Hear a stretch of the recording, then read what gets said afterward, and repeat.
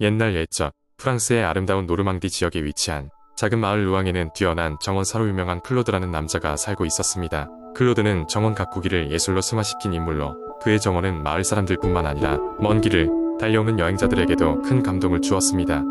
그의 정원은 단순히 아름다운 꽃과 나무로 가득한 것이 아니라 각 식물마다 특별한 이야기가 담겨 있었습니다. 클로드는 젊은 시절부터 온갖 다양한 지역을 여행하며 전 세계에서 희귀한 종을 모았습니다. 그러나 그가 진정으로 펼치고 싶은 것은 그저 화려함이 아닌 식물 하나하나의 소중한 의미였습니다. 어느 날 마을에 전혀 본 적 없는 듯한 한 신사가 찾아왔습니다.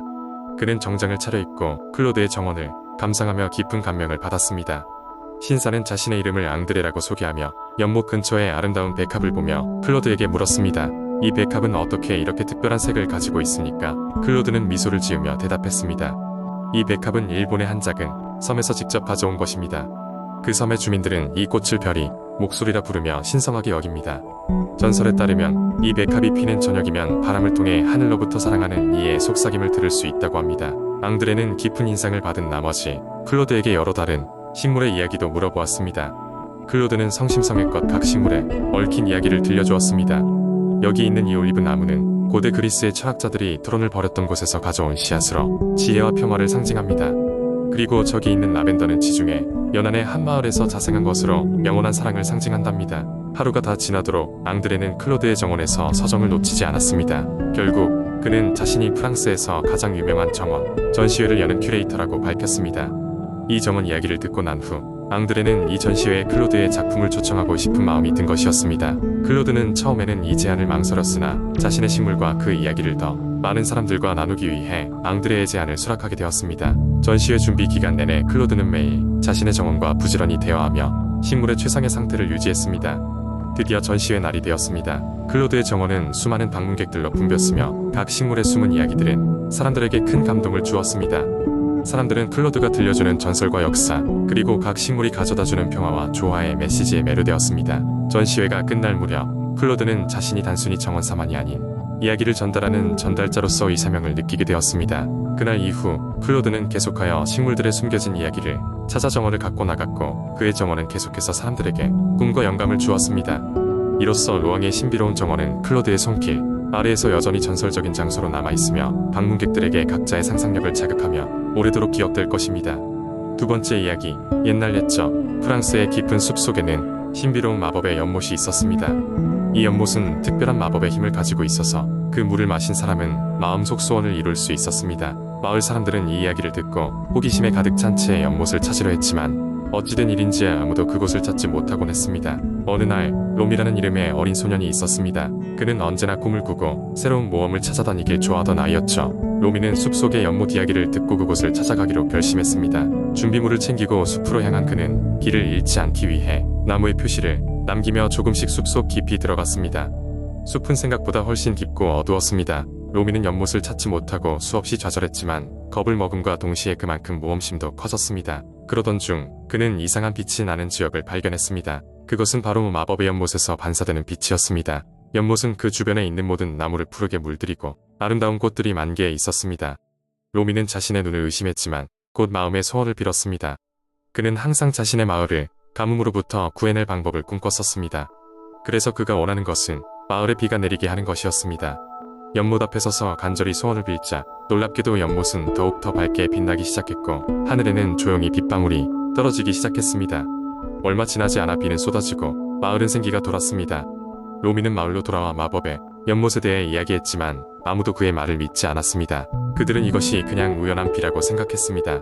하지만 로미는 알았습니다. 그의 모험과 그 마법의 연못이 그의 소원을 이뤄주었다는 것을요. 이 이야기는 훗날 프랑스의 여러 마을로 퍼졌고 많은 사람들이 그 말을 듣고 숲속 깊은 곳을 찾으려 했습니다. 그러나 그 누구도 로미처럼 그 연못을 발견하지 못했습니다. 결국 로미의 이야기는 그냥 전설로 남게 되었지만 사람들은 이 이야기를 통해 누구나 자신의 꿈을 간직하고 그 꿈을 믿으면 언젠가 이룰 수 있다는 희망을 가지게 되었습니다. 여전히 그 숲에서는 때때로 신비로운 빛이 보인다고 하지만 로미 이후로 다시 연못을 발견한 사람은 없었다고 전해집니다. 세 번째 이야기, 옛날 옛적 프랑스의 드넓은 평원 끝에 있는 작은 마을에 루돌프라는 소년이 살고 있었습니다. 루돌프는 항상 모험을 꿈꾸는 소년이었지만 그의 마을은 너무 작고 단조로웠습니다. 그러던 어느 날 루돌프는 마을 근처 깊은 숲에 숨겨진 비밀을 알게 되었습니다.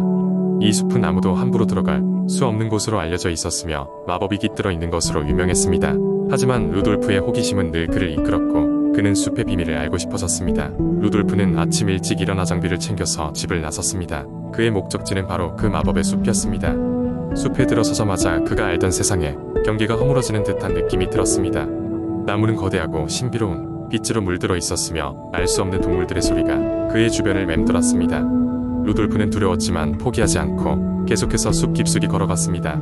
얼마나 걸었을까? 그는 작은 강가에 도착했습니다. 그곳에서는 아리따운 정령들이 춤을 추고 있었습니다. 그들의 피부는 은은한 빛을 발하였고 움직임은 마치 선율을 이루어 춤을 추는 듯 패셔너블했습니다. 루돌프는 그 정령들에게 다가가 인사를 나누었습니다. 정령들은 루돌프가 진정한 마음을 가진 자라면 마법의 숲을 통해서 많은 것을 배울 수 있을 것이라고 하였습니다. 정령의 안내로 숲을 탐험하던 루돌프는 여러 가지 신기한 장면을 마주했습니다. 날개 달린 말을 본다든지 시간을 뛰어넘는 여우와 이야기를 나누기도 했습니다. 날이 저물 무렵 루돌프는 수수께끼를 두고 고민하던 사람을 만났습니다. 그는 오래전부터 풀지 못한 수수께끼를 해결하려고 숲에 머물러 있었다고 했습니다. 루돌프는 그 수수께끼를 풀 만한 단서를 정령들에게서 배운 덕분에 사람을 도와줄 수 있었습니다. 루돌프의 여정은 끝나지 않았습니다. 그는 숲의 더 깊은 곳으로 발걸음을 옮겼고 그곳에서 마침내 숲의 수호자이자 지혜로운 늙은 나무를 만났습니다. 지혜의 나무는 루돌프에게 진정한 용기는 머릿속에 있는 꿈을 현실로 만드는 것이라고 말해주었습니다. 그 말은 루돌프에게 큰 깨달음을 주었고 그는 그 순간부터 자신이 진정 갈망하던 모험가의 삶을 살기 위한 마음의 준비가 되었음을 알게 되었습니다. 오랜 여정을 마친 루돌프는 마을로 돌아왔고 그날 이후 그는 자주 그 숲을 찾았습니다. 숲의 마법은 그를 인도해주기도 했지만 무엇보다도 그곳에서 배운 수많은 경험들이 루돌프를 지혜롭고 용감한 사람으로 바꾸어 주었기 때문입니다. 이렇게 루돌프는 그 마법의 숲에서 자신만의 답을 찾고 더 많은 이야기를 만들어갔습니다. 그의 모험은 계속되었으며 종종 마을 사람들에게 들려주는 그 이야기들은 전설이 되어 사람들 입에 오르내렸습니다. 그리고 그 숲은 여전히 그대로 있었지만 아무나 쉽게 들어갈 수 없는 신비로운 곳으로 남아 있었습니다. 그렇게 루돌프와 마법의 숲은 영원히 기억되었습니다. 네 번째 이야기. 옛날 옛적 프랑스의 작은 마을에는 샤를르라는 소년이 살고 있었습니다. 샤를르는 궁금한 것이 많고 모험을 좋아하는 소년이었습니다. 그는 마을 밖에 있는 마법의 숲에 대한 이야기를 듣고 그곳에 가고 싶어졌습니다. 그 숲은 오랫동안 전설로만 내려오고 있었고 아무도 그 진가를 확인한 적이 없었습니다. 마을 사람들은 그 숲에 들어가면 돌아오지 못한다는 두려운 이야기를 전해 내려왔습니다. 하지만 샤를르는 겁내지 않았습니다. 그는 반드시 그곳의 신비를 밝혀내야겠다고 결심했습니다. 어느 맑은 아침, 샤를르는 작은 가방에 빵과 물병을 챙겨 마법의 숲을 향해 걸어가기 시작했습니다. 숲에 들어서자마자 그는 그곳의 이상한 마법을 느끼기 시작했습니다. 나뭇잎에 화려한 빛이 반짝였고 공기에는 달콤한 향기가 떠돌았습니다. 숲을 걷던 중 샤를르는 큰 나무 앞에서 멈췄습니다. 그 나무는 사람의 형상을 한 듯하며 말문을 엽니다. 안녕, 어린 여행자여. 무엇을 찾고 있느냐? 그 나무는 바로 숲의 수호자였습니다. 샤를르는 용기를 내어 대답했습니다. 저는 이 숲의 비밀을 알고 싶어요. 나무는 미소를 지으며 말했다. 여기에는 오래된 마법과 잊혀진 이야기가 숨겨져 있다네. 그러나 그 비밀은 참된 마음을 가진 자에게만 열리게 되어 있지. 샤를르는 진정으로 숲을 사랑하고 탐구하고 싶다는 마음을 담아 대답했습니다. 그러자 나무는 길을 열어주었습니다. 그곳에는 모든 동식물들이 평화롭게 공존하는 작은 마을이 있었습니다. 마을 사람들은 모두 샤를르를 환영했습니다. 그들은 특별한 능력을 가진 사람들로 자연과 깊은 연결을 맺고 있었습니다. 샤를르는 그곳에서 여러 가지 신비로운 경험을 했습니다. 하늘을 나는 새와 대화를 나누기도 하고 말을 하는 바위로부터 오래된 전설을 듣기도 했습니다. 숲의 마법을 통해 샤를르는 자연의 소중함과 조화의 중요성을 깨달았습니다. 몇 날 며칠이 지나고 샤를르는 마을로 돌아가야 할 시간이 되었습니다. 숲은 그의 새로운 친구들과 지식을 안겨주었으며 자신이 얼마나 소중한 경험을 했는지를 알게 해주었습니다. 돌아가는 길에 나무 수호자가 다시 나타났습니다. 다시 만날 수 있기를 바라네. 굳건한 마음을 가진 샤를르여. 샤를르는 고개를 끄덕이며 숲에 작별을 고했습니다. 그 이후로도 샤를르는 그 비밀의 숲을 잊지 않고 가끔씩 찾아가곤 했습니다. 그리고 그곳에서 배운 것들을 마을 사람들과 함께 나누며 평화로운 삶을 이어갔습니다.